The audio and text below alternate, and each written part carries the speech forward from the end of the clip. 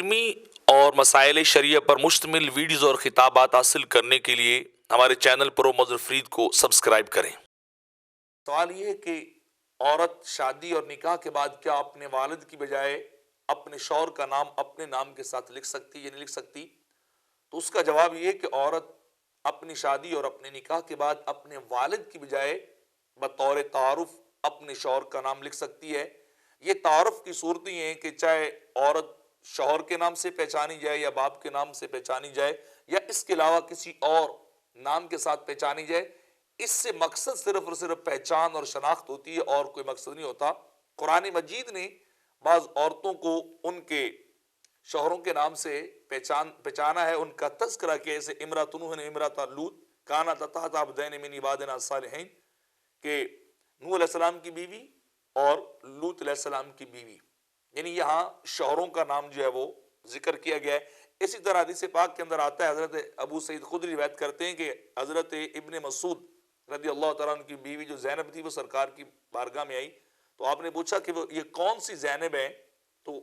عرض کی گئی جی یہ زینب جو ابن مسعود کی گھر والی بیوی ہے وہ ہیں۔ تو یہاں بھی اسی طرح جو ہے پہچان شوہر کے نام سے کروائی گئی ہے، اور اسی طرح بعض اوقات پہچان ولا، یعنی جس نے غلام کو آزاد کیا ہو تو وہ غلام کی پہچان اور نسبت اس کا آقا اور مولا جس نے اس کو آزادی دی ہو بن جاتی ہے، جیسے اکرمہ مولا ابن عباس۔ اسی طرح کبھی پیشے کے اعتبار سے بھی ہوتی ہے پہچان اور شناخت، جیسے قدوری ہوتا ہے، کبھی لقب اور کنیت سے ہوتی ہے، ابو محمد عامش، اور کبھی کبھی یہ پہچان ماں کے نام سے بھی ہوتی ہے، جیسے عیسیٰ بن مریم، چلو ان کے تو والد نہیں اللہ کے نبی ہیں، لیکن اس کے علاوہ اسماعیل ابن الیہ وغیرہ۔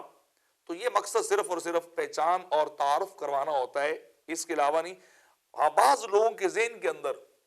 یہ شبہ ہے کہ حدیث کے اندر آیا کہ اپنے باپ کو چھوڑ کر کسی اور کی طرف اپنی نسبت نہیں کرنی چاہیے، کسی کا نام نہیں لکھنا چاہیے، تو اس کا مقصد یہ ہے کہ تعارف نہیں، بلکہ اس کا مقصد ہے کہ اپنا نسب نامہ ہی بدل لینا،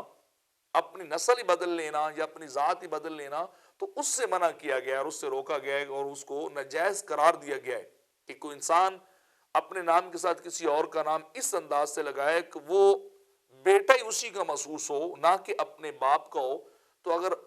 عورت یہاں پہ نام لگاتی تو یہ نہیں ہے کہ وہ اپنے میاں کی بیٹی ہوگی یا اس کا نسب ادھر سے چل پڑا، بلکہ اس کی صرف پہچان ہو جاتی ہے کہ اب اس کی نسبت اس میاں کی طرف ہے۔ اور ہوگا بھی ایسے کہ یوم قیامت بیویاں جو ہے وہ شوہروں کے نام سے منسوب ہوگی اور آگے جل کے جنت میں جائیں گی تو پھر بھی اپنے شوہروں کے ساتھ رہیں گی۔ تو یعنی یہ رشتہ سب سے زیادہ پکا، جس کا تعارف بھی پھر زیادہ ہونا چاہیے۔ تو اگر عورت نام لکھتی تو شرع اس کے اندر کوئی بات نہیں ہے۔